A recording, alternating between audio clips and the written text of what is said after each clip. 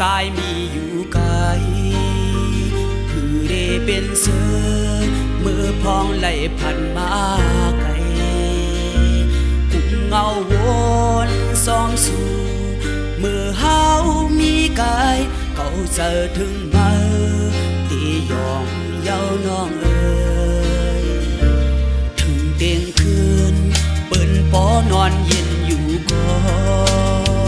คือได้เป็นลาบเสือสำวนถึงมาอยู่กุ่มเงาวนสอง